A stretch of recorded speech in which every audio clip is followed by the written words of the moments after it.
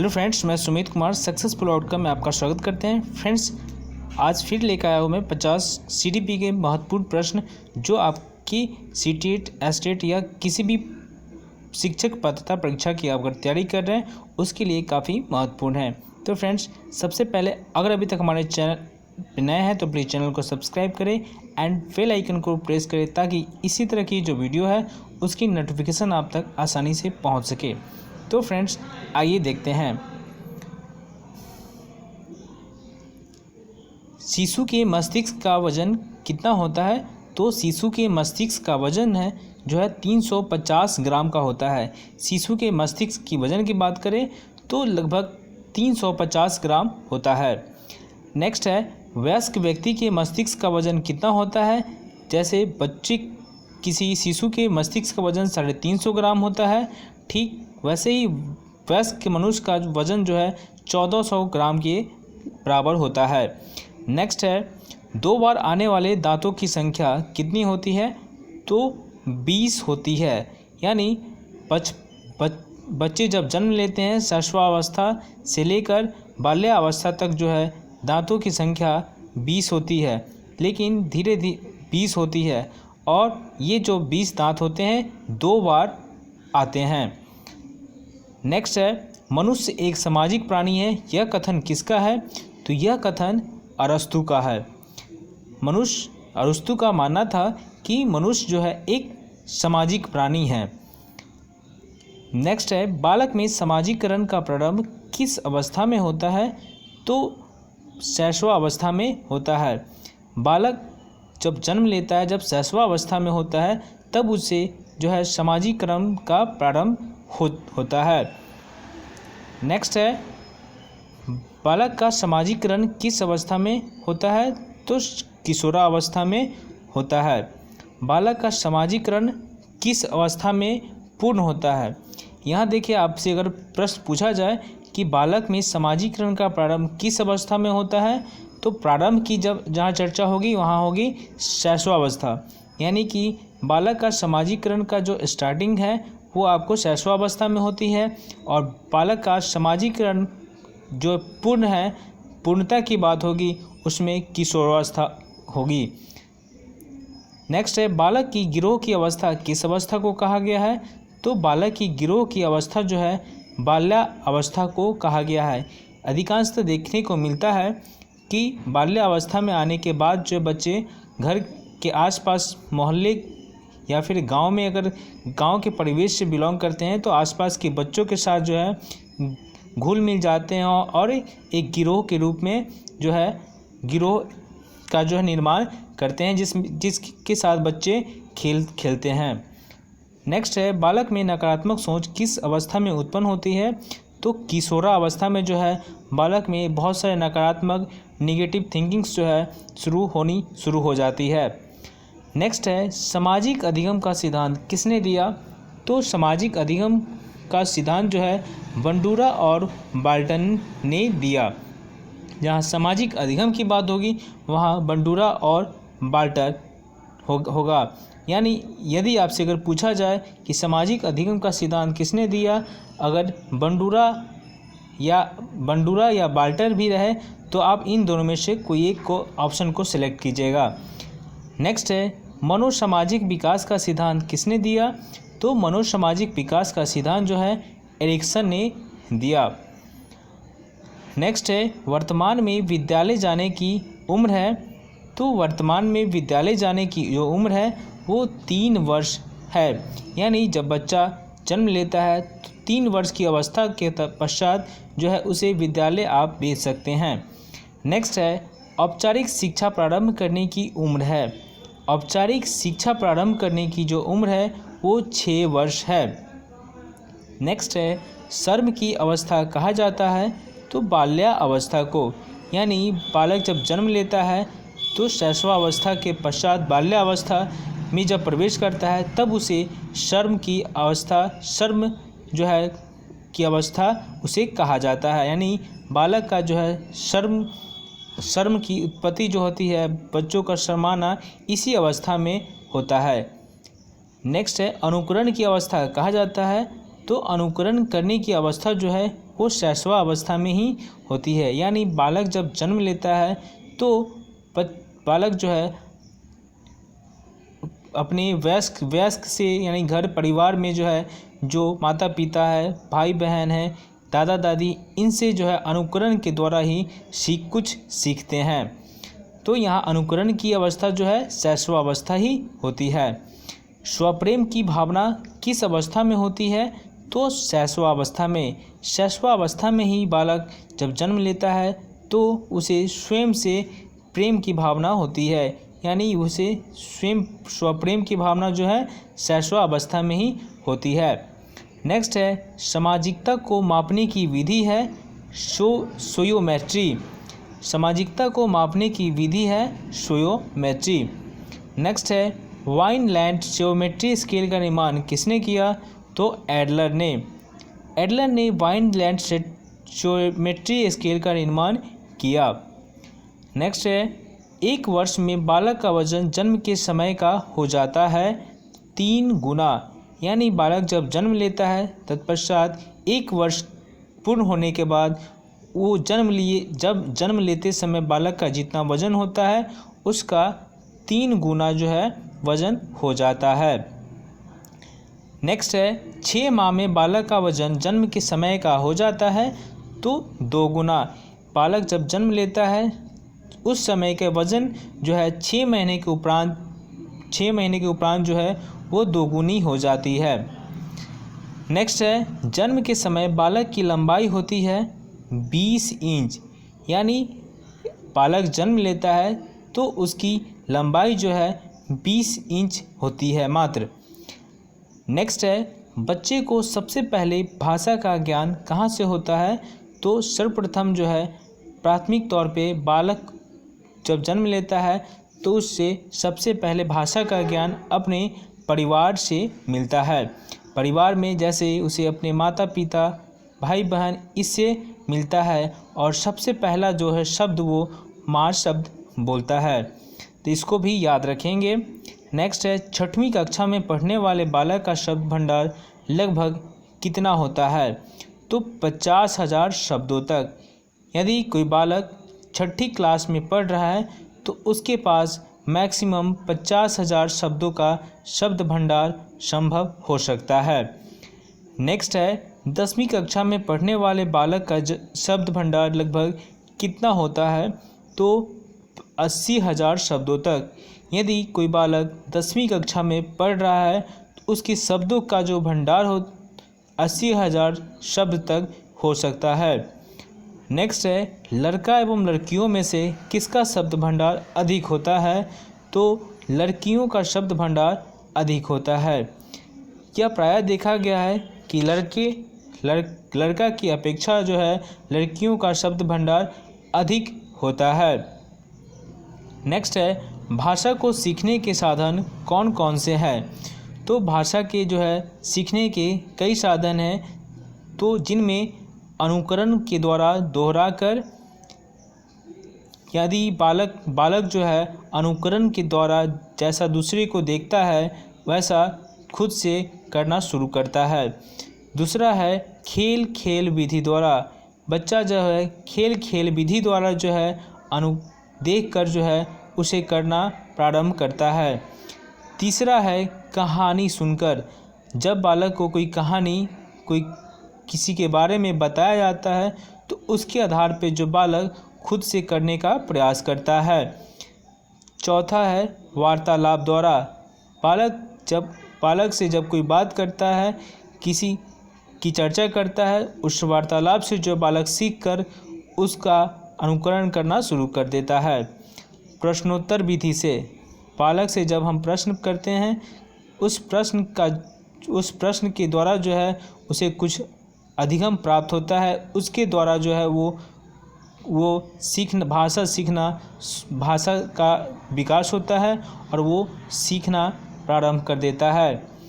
Next है लड़कियां संकेतों द्वारा बात करना किस उम्र तक सीख जाती है? तो 6 वर्ष की उम्र तक जो है लड़कियां बात करना सीख जाती है। नेक्स्ट है भाषा के विकास को प्रभावित करने वाले कारक कौन कौन से हैं?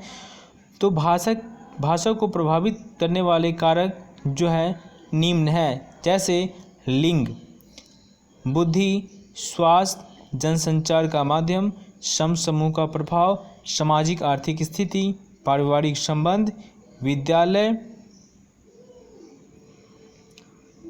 आस पड़ोस के वातावरण। ये सभी जो है आपको भाषा के विकास को प्रभावित करने का ये मुख्य कारक के रूप में हैं। नेक्स्ट है मनुष्य और पशु में मुख्य अंतर क्या है, तो बुद्धि का।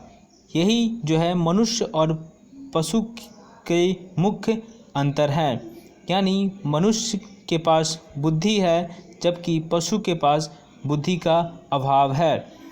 नेक्स्ट है बुद्धि को सबसे पहले किसने परिभाषित किया।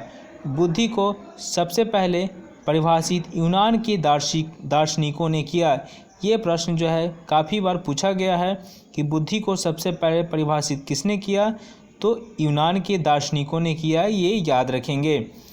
नेक्स्ट है आधुनिक काल में सबसे पहले बुद्धि को किसने समझाया, तो अल्फ्रेड बिने ने 1904 में बताया।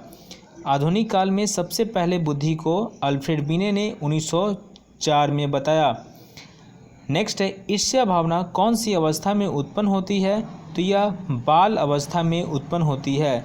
अधिकांशतः देखने को मिलता है कि बालक जो है शैशव अवस्था में होता है तो अनुकरण के द्वारा सीखना प्रारंभ करता है और धीरे धीरे जैसे जैसे अवस्था जो है बढ़ती है, बाल अवस्था में आते आते बालक जो है ईर्ष्या करना शुरू कर देता है। नेक्स्ट है स्वप्रेम, अपनी वस्तुओं से प्रेम की अवस्था कौन सी होती है, तो शैशव अवस्था जो है स्वप्रेम की अवस्था कहलाती है। नेक्स्ट है सामाजिकता नापने की विधि कौन सी है, तो सामाजिकता नापने की विधि जो है सोशियोमेट्री यानी समाज मिति है।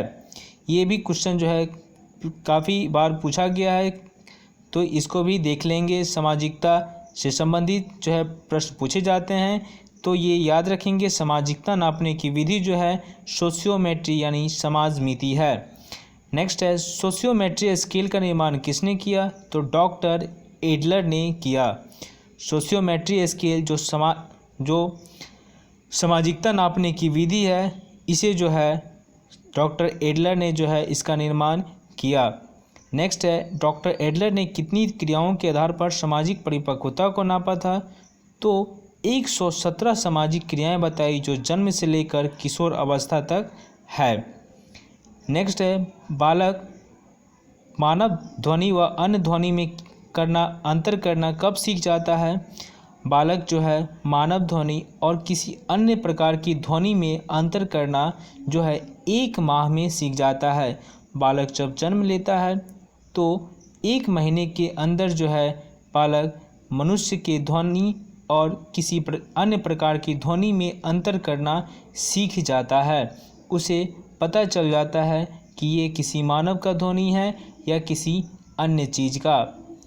नेक्स्ट है अंतर्मुखी व बहिर्मुखी में से सामाजिक विकास किसका अधिक होता है, तो बहिर्मुखी का जो है विकास अधिक होता है। अंतर्मुखी से अधिक जो है बहिर्मुखी का विकास होता है। नेक्स्ट है एरिक्सन ने अपने मनोसामाजिक सिद्धांत में जीवन काल को कितनी अवस्था में बांटा है, तो 8 अवस्था में बांटा है। एरिक्सन ने अपने मनोसामाजिक सिद्धांत में जीवन काल को 8 अवस्थाओं में बांटा है। नेक्स्ट है विश्व में पहली बार मनोविज्ञान की प्रयोगशाला किसने कब और कहाँ स्थापित की, तो विलियम वुंट ने 1879 ईस्वी में जर्मनी में जो है इसकी स्थापना की। विश्व में पहली बार मनोविज्ञान की प्रयोगशाला जो है विलियम वुंट ने जो है इसकी स्थापना की और 1879 में जो है इसकी स्थापना जर्मनी में विलियम वुंट ने की। नेक्स्ट है सामाजिक विघटन की क्रियाएं किसे कहते हैं, तो तनाव, झगड़ा, लड़ाई, संघर्ष आदि को जो है सामाजिक विघटन की क्रियाएं कहते हैं। नेक्स्ट है शिक्षा में प्रयोजनवाद की विचारधारा का प्रवर्तक कौन था, तो विलियम जेम्स था। शिक्षा में प्रयोजनवाद की विचारधारा का प्रवर्तक जो है विलियम जेम्स था। नेक्स्ट है, बच्चों के लिए सबसे उत्तम शिक्षक वह है जो स्वयं बालक जैसा हो। यह कथन किसका है? मेनकेन ने कहा है। बहुत बार हम लोगों को सुनने को मिलता है कि बच्चों के लिए सबसे बेहतर शिक्षक वह है जो स्वयं बालक हो, यानी जो स्वयं बालक हो, जो बालक के साथ घुल मिल कर, जो शिक्षक बालक की तरह व्यवहार करके बालक की तरह घुल मिल कर उसके साथ फ्रेंडली बिहेव कर सके, वो बालक के लिए जो है सबसे उत्तम शिक्षक माना जाता है। ये मेनकेन ने कहा था। नेक्स्ट है, शिक्षक आचार संहिता क्या है? तो शिक्षकों के मानक व्यवहारों की सूचक पुस्तिका, यानी शिक्षक आचार संहिता का मतलब है कि शिक्षक के मानक व्यवहारों की जो है सूचक पुस्तिका जो है शिक्षक आचार संहिता होती है। नेक्स्ट है, शिक्षकों की योग्यताओं, प्रयासों एवं उसके व्यवहार का सही मूल्यांकन किसके द्वारा किया जा सकता है? तो उसके छात्रों द्वारा। शिक्षकों की योग्यताओं, प्रयासों एवं उनके व्यवहारों का सही मूल्यांकन उसके छात्रों के द्वारा किया जा सकता है। नेक्स्ट है, छात्रों में वैज्ञानिक दृष्टिकोण उत्पन्न किसके द्वारा किया जा सकता है? तो तर्क संगत विचारों के प्रस्तुतिकरण द्वारा। छात्रों में जो है वैज्ञानिक दृष्टिकोण उत्पन्न किया जा सकता है तर्क संगत विचारों के प्रस्तुतिकरण द्वारा। नेक्स्ट है, सामाजिक समायोजन का कठिन काल किसे कहा जाता है? तो पूर्व किशोरावस्था को, जो लड़कियों एवं लड़कों दोनों के संदर्भ में है, यानी सामाजिक समायोजन का कठिन काल जो है इन पूर्व किशोरावस्था को, जो लड़कियों एवं लड़कों दोनों के संदर्भ में है। नेक्स्ट है, छात्रों का विश्वास प्राप्त करने हेतु शिक्षक को उनके साथ कैसा व्यवहार करना चाहिए? तो मित्र जैसा व्यवहार करना चाहिए, यानी छात्रों का विश्वास प्राप्त करने के हेतु शिक्षक को उनके साथ मित्रवत जैसा व्यवहार करना चाहिए, उनके साथ घुल मिल कर रहना चाहिए, ताकि बच्चे जो है किसी भी बात को, किसी भी प्रश्न को पूछने में संकोच ना करे और आसानी से जो है एक रिलेशन बच्चे और शिक्षक में बना सके, ताकि बच्चे की सारी परेशानियां दूर कर सके। नेक्स्ट है, बच्चों के बौद्धिक विकास के 4 सुस्पष्ट स्तरों को किस विद्वान द्वारा पहचाना गया था? तो जीन पियाजे द्वारा। जीन पियाजे ने जो है इससे पहले वाले जो है सेट में मैंने बात की थी कि जीन पियाजे ने संज्ञानात्मक विकास के 4 सिद्धांत बताए। तो यही प्रश्न जो है ये प्रश्न जो है इस लैंग्वेज में पूछा गया है। तो इस समझ सकते हैं कि बच्चों के बौद्धिक विकास की जहाँ चर्चा होगी वहाँ जीन पियाजे होगा, यानी बच्चों के बौद्धिक विकास के 4 सुस्पष्ट स्तरों, यानी कि बच्चे के संज्ञानात्मक विकास के 4 स्तर के बारे में जीन पियाजे ने उसे बताया था। नेक्स्ट है, बालकों की सोच अमूर्तता की अपेक्षा मूर्त अनुभवों एवं प्रत्ययों से होती है। यह अवस्था कौन सी है? तो 7 से 12 वर्ष तक होती है, यानी बालकों की जो सोच होती है अमूर्त रूप से जो सोच की अपेक्षा जो है मूर्त अनुभवों एवं प्रत्ययों से होती है। यह अवस्था जो है 7 से 12 वर्ष होती है, यानी बालक जब 7 से 12 वर्ष तक का होता है तो वो मूर्त अनुभव के आधार पर जो है बालक सीखता है। नेक्स्ट है, गिलफोर्ड ने अभिसारी चिंतन पद का प्रयोग किसके समान अर्थ में किया है? तो सृजनात्मकता के समान अर्थ में किया है, यानी अभिसारी चिंतन का मतलब होता है सृजनात्मकता। सृजनात्मकता का अभिप्राय होता है कि अगर किसी बालक के सामने अगर कोई समस्या आए तो एक तरीके से ना सोचकर कई तरीक़ों से जो उसके समाधान के बारे में सोचता है वो अभिसारी चिंतन कहलाता है। तो फ्रेंड्स, फिर मिलते हैं नेक्स्ट वीडियो पे। ये वीडियो आपको कैसा लगा? अगर आपको अच्छा लगा तो प्लीज़ लाइक करें, कमेंट करें और शेयर करें। फिर मिलते हैं नेक्स्ट वीडियो पे। Okay, bye bye.